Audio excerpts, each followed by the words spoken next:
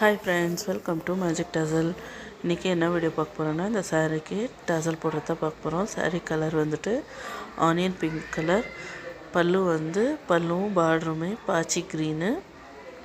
இதுக்கு ஜெரின்னு பார்த்தீங்கன்னா சில்வர் கலரில் கொடுத்துருக்காங்க. அழகான சாரீ. இதுக்கு வந்து டசல் வந்து லீஃப் டிசைனில் போட போகிறோம். அதுக்கு நான் எடுத்துருக்கிற நீடல் பார்த்தீங்கன்னா டுலிப் பிராண்டில் 13 சில்க் த்ரெட் எடுத்திருக்கேன். சில்வர் கலரில் லீஃப் பீட் எடுத்திருக்கேன்.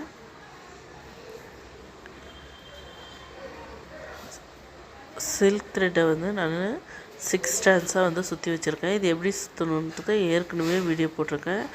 சேனலுக்குள்ளே இருக்க வீடியோ செக் பண்ணி பாருங்கள்.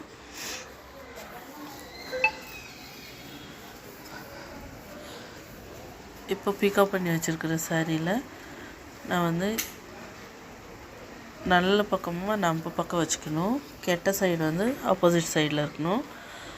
அப்படி எடுத்துக்கிட்டு 6 ஸ்டாண்ட்ஸ் த்ரெட்டை வந்து லாக் போட்டு வச்சுருக்கேன். அதில் வந்துட்டு 2 டைம் வந்து லாக் போட்டுக்கலாம். 2 டைம் லாக் போட்டுட்டு அந்த லாக் போட்டதில் 5 செயின் வர மாதிரி செயினை போட்டுக்கலாம். செயின் வந்து ஒரே மாதிரி ஈவனாக வர மாதிரி போடுங்க. நான் எல்லா வீடியோலையுமே அதை தான் சொல்லுவேன். ஏன்னா ஒன்று சின்னது ஒன்று பெருசாக போட்டிங்கன்னா டிசைனுமே நல்லா வராது. சாரீ பார்த்திங்கன்னா ரிங்கிள்ஸ் வர ஆரம்பிச்சிடும். பல்லு வந்து நீங்கள் இப்படி பிடிக்கும் போது வந்து அதனால் ஈவனாக முடிஞ்ச அளவுக்கு போட்டுக்கோங்க. சாரீ இந்த மாதிரி பல்லு போடுறதுக்கு நீங்கள் கற்றுக்கணுன்னு நினச்சிங்கன்னா ஃபஸ்ட்டு வந்து உள்ளனில் இல்லைன்னா வந்து சில்க் த்ரெட்டே வந்து 6 ஸ்டாண்ட்ஸ் எடுத்துகிட்டு செயின் போடுறதுக்கு வந்து நீங்கள் ஸ்டார்ட் பண்ணுங்கள். ஒரு 2 டேஸில் வந்து நீங்கள் செயின் போட்டுடலாம். ஒன்றும் ரொம்ப கஷ்டம்லாம் கிடையாது. ரொம்ப சிம்பிளாக போடலாம். ஸ்பீடு தான் வராது. அதே மாதிரி பார்த்திங்கன்னா டிசைன்ஸுமே கொஞ்சம் கன்ஃபியூஷனாக இருக்கும். அதனால் நீங்கள் போட்டுக்கிட்டே இருந்தீங்கன்னா ப்ராக்டிஸ் ஆகிடும். 5 செயின் போட்டு கரெக்டாக நீடல் இப்படி பிடிச்சிங்கன்னா எங்கே வருதோ அங்கே லாக் பண்ணணும்.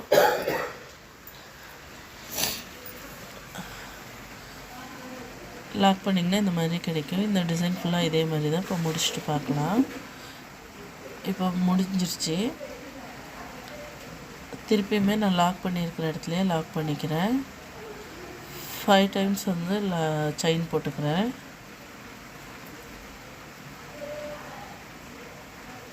சரி, செயின் இல்லை, டபுள் க்ரோஷே பண்ண போகிறோம். டபுள் க்ரோஷே எப்படி பண்ணணும்னு பார்த்தீங்கன்னா, நீடல் மேலே 2 டைம்ஸ் த்ரெட்டு எடுத்துக்கிட்டு நம்ம ஏற்கனவே போட்டு வச்சுக்கிற செயின் லூப்புக்குள்ளே விட்டு இன்னொரு த்ரெட்டை எடுத்து 2 த்ரெட்டை ஒரு வாட்டி லாக் பண்ணணும். அப்புறம் 2 த்ரெட்டை ஒரு வாட்டி லாக் பண்ணணும். அதுதான் டபுள் க்ரோஷே. இந்த மாதிரி இப்போது 9 க்ரோஷே பண்ணிக்கணும். பாருங்கள், நான் பண்ணியிருக்கேன். இப்போ இன்னொன்று பண்ணி காமிக்கிறேன் பாருங்கள். அது வீடியோ வந்து கேமராவில் ரெக்கார்டு சரியாக ஆகல. அதனால தான் நான் அடுத்தடுத்ததை கரெக்டாக போட்டு காட்டுறேன். பாருங்கள், இந்த மாதிரி போடணும். போட்டுட்டு அடுத்த 5 செயினில் வந்து மிடலில் வந்து லாக் பண்ணணும். லாக் பண்ணிவிட்டு வேணும்னா இன்னொரு லாக்கும் பண்ணிக்கலாம். இல்லை நம்மளுக்கு வந்து கரெக்டாக இருக்குதுன்னா லாக் பண்ண தேவையில்ல. நான் இன்னொரு லாக் பண்ணிக்கிறேன். இந்த மாதிரி லாக் பண்ணிவிட்டு ஒரு லீஃப் பீடை வந்து ஆட் பண்ணிக்கிறேன். பாருங்கள், 6 த்ரெட்டுக்குள்ளேயுமே பீடை இன்சைட் பண்ணி லாக் பண்ணணும்.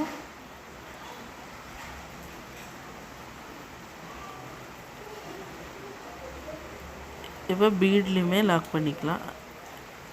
இந்த மாதிரி லாக் பண்ணிட்டோம்னா பீடு வந்து மூவ் ஆகாமல் இருக்கும் ஒரே சைடாக. அதனால் லாக் பண்ணிக்கலாம். லாக் பண்ணிவிட்டு அந்த ஏற்கனவே லாக் பண்ணதில் பண்ணக்கூடாது, கொஞ்சம் தள்ளி பண்ணணும். பண்ணிவிட்டு திருப்பியுமே டபுள் க்ரோஷே பண்ணிக்கலாம். 9 க்ரோஷே பண்ணிக்கணும். பாருங்கள், டபுள் த்ரெட் எடுத்திருக்கேன். அப்புறமா லூப்புக்குள்ளே விட்டு ஒரு த்ரெட் எடுத்தேன். 2 த்ரெட்டை ஒரு வாட்டி லாக் பண்ணுறேன். இன்னொரு 2 த்ரெட்டை ஒரு வாட்டி லாக் பண்ணுறேன். இதுதான் இதோட ப்ரொசீஜரு. இது டீட்டெயிலாக தெரியணுன்னா கேளுங்க, நான் வீடியோ அப்லோட் பண்ணுறேன்.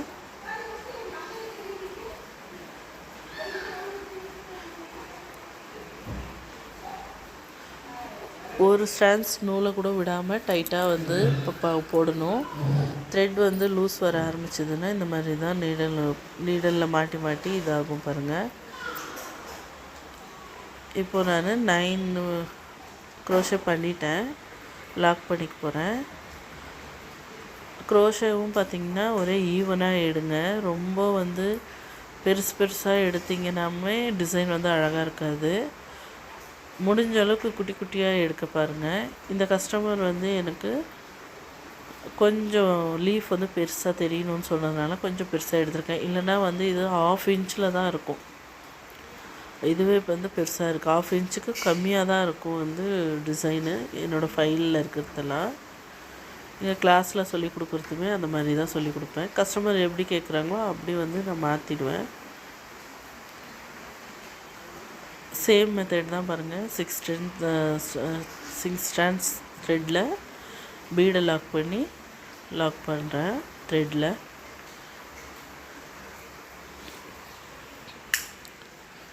இதே மாதிரி போட்டுட்டு பார்க்கலாம். பாருங்கள் டிசைன் முடிஞ்சது.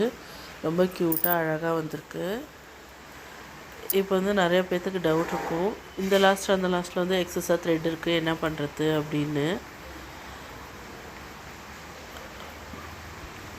அதை வந்து நம்ம ஃபேப்ரிக் க்ளூ வச்சு ஸ்டிக் பண்ணிடணும். அதே மாதிரி பார்த்திங்கன்னா பீடு வந்து லாஸ்ட் எண்ட் ஆகிற மாதிரி வரக்கூடாது. நீங்கள் வந்து த்ரெட் தான் எண்ட் பண்ணணும். எப்பயுமே பீடு வந்து எண்ட் பண்ணக்கூடாது. அப்படி பீடு வர மாதிரி இருந்ததுன்னா ஒரு 4 டிசைனை பிரிச்சுட்டு நீங்கள் அதை கரெக்ட் பண்ணி போடுங்க. இந்த வீடியோ பிடிச்சிருந்தா லைக் பண்ணுங்கள், ஷேர் பண்ணுங்கள், சப்ஸ்கிரைப் பண்ணுங்கள். தேங்க்யூ ஃபார் வாட்சிங். பாய்.